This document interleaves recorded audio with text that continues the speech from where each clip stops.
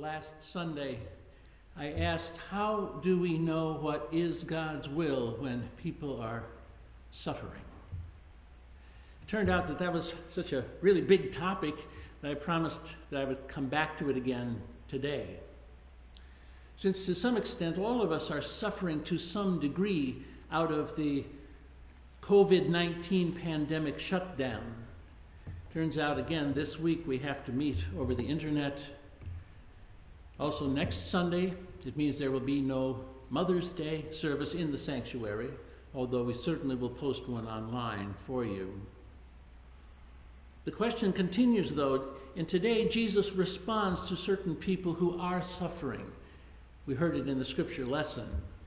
There are two examples of Jesus responding to suffering in the scripture. The first one was about Jairus, who was a synagogue ruler, who besought Jesus, saying, "My little daughter is at the point of death. Come, lay your hands on her so that she may be made well and live." Here we have a parent pleading on behalf of his dying daughter. We'll talk about that in a minute, but Jairus' story was interrupted by a woman who had been menstruating for 12 years. It's an unnamed woman. She had suffered much under many physicians, we are told, and she had spent all that she had. And yet her flow of blood was no better. It grew worse. She came up behind Jesus in a crowd and touched his robe, thinking, if I touch even his garment, I shall be made well. These two occasions of suffering in today's text, first, the potential death of a child, and second, a chronic hemorrhaging, for which the health care cost had driven that woman into bankruptcy. And even then, after all that expense, the illness still had not been cured. You know, there's plenty of people right now who are facing that same reality. Despite the high cost of health care interventions, the underlying illness has not been cured. People are dying. Those two stories of suffering deserve comment, and I will speak about them. But first I want to draw a wider circle than just those two incidents, those two women, because it comes in many personal disguises. When I was working on my Doctor of Ministry degree, I invited a dozen people at my former congregation, that was the Seaside Community Church in Torrance, California. I invited them to write stories of their own personal tragedies or occasions when they had witnessed others who had suffered, because I wanted to work that together in the reality of how is God present and how is Jesus helpful at all. Last Sunday, you may remember if you followed us online that I shared the story of Larry Elwood's mother in that lingering process of dying in a nursing home, long distant from her son. And there are many people going through that right now as people cannot visit their loved ones in care facilities. Well, that was one such story. But others in my congregation told about the anger they had or the disbelief that arose in the midst of a trauma.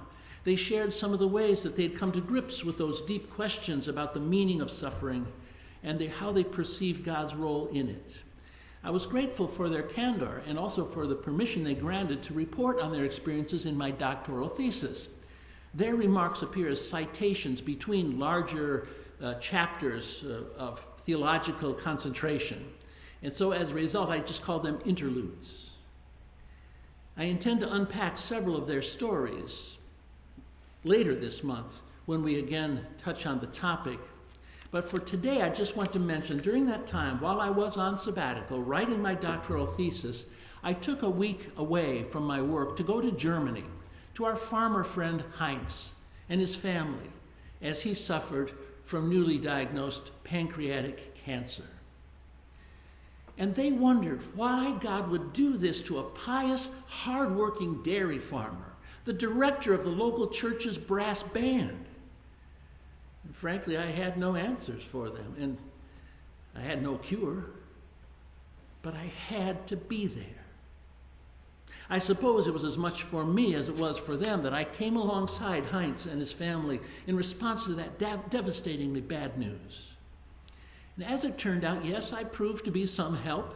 gathering up the long grass into rows as Heinz would drive the baling tractor, or breaking down the bales of hay to feed their 70 cows in the stall. Yes, I could drive Heinz to the doctor's appointments and to wait with him while he underwent the chemotherapy drip as it worked its toxic magic, as some of you in our congregation know. You're going through it yourself right now. I could also drive him those long distances so he could visit his daughter and granddaughters. Now, Heinz slept as he rode in the car because he had so many painkillers. His wife and his son, they were taking care of the cattle while he traveled with me. Because I was there, I was the reason given for Heinz and me to go to the neighboring farm for supper, which was a cathartic visit which neither family knew really how to initiate ever since the cancer had been diagnosed. They hadn't spoken about it. They hadn't gripped one another in that news. Similarly, my presence was reason enough to get Heinz out of the house and into the village for a Strassenfest. He came along in order to keep me company, of course, but that was the first time most of his neighbors and most of his friends had seen him since the bad news had become known in their town.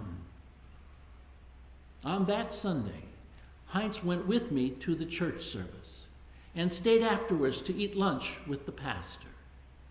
Why? Well, because I was there. Der Paulus, America. Because I was there, the local church band, which I played my trombone in for 2 years, some more than 30 years ago, they rehearsed in Heinz's barn, and they followed it with a grill fest in which Heinz, their former director, and his wife were the guests of honor, even though they were hosting it in their own garage. There was laughter all around, good times. And no one had expected any of those gifts of grace during that week. Throughout that week, I never tried to explain anything about God's mysterious ways when we're facing suffering, even though I did tell them I was just then writing a paper on that very topic. But see, everybody knew, unspoken. They just knew that some really important healing was happening, even though there was no cure. People just seemed to sense that everything was happening to Heinz and to them as they suffered this thing together had a reason as well as a cause. When bad things happen, people want to know, well, what caused it? So medical science, forensic science, arson investigations, good old police detective work, it all does its best in order to determine the cause of something. We want to know, for example, what kind of cancer is it? How far has it spread? Is it operable? What are the treatment options? What are my odds? And many people benefit emotionally as well as intellectually when they understand better what's going on, bad though it may be. You know, not knowing is the worst. I've been told that. Although I suspect that surely catching the disease itself is worse. A little research into the disease itself is of great help here. Now, it may be that Heinz, our friend, had a genetic predisposition to cancer since his mother died of the very same thing. He and she before him may have contracted that cancer because of environmental conditions on the German dairy farm. Heinz, however, believed he contracted his cancer through a series of recent stressful events, which is also what his therapist had suggested. Meanwhile, his son Jan, who would eventually inherit the farm, knew that he had to plan for a future without his father.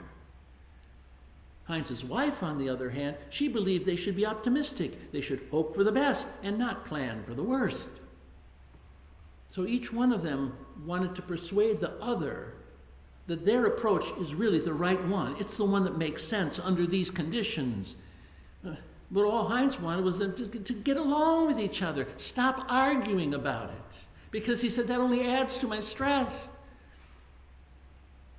Discussing what is known of the causes of a disease, whether it's the coronavirus that originated in bats in Wuhan, China, developed into COVID-19, a respiratory failure and 50,000 U.S. deaths already, or any other illness.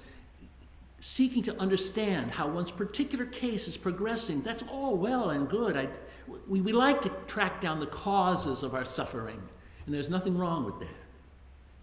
But getting back to Jesus, you'll notice the woman in the crowd no longer tried to diagnose the cause, the etiology of her condition.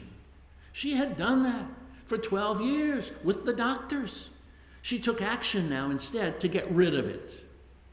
When Jesus looked around to see who had touched him, this woman, knowing what had been done, came in fear and trembling. Phobos and tromos. Same words we had on Easter Sunday morning. Fear and trembling, she fell down before him and told him the whole truth. And Jesus said to her, "Daughter, your faith has made you well. Go in peace and be healed of your disease." He does not reproach her for touching him, as other holy men might have done. She's not supposed to do that, not in her condition, not in public. Instead, Jesus calls her daughter. That's an intimate familial relationship. Daughter. And Jesus doesn't even take credit for the miracle. He says, "Your faith has made you well." Her faith, translated into action, made the difference. When Jairus' 12-year-old daughter gets up in the end, walks away and gets something to eat, we remember Jesus said to her father, "Do not fear, only believe." So obviously it's the faith of the family that empowers the healing in the end, just as it was the faith of the woman. Knowing the cause of your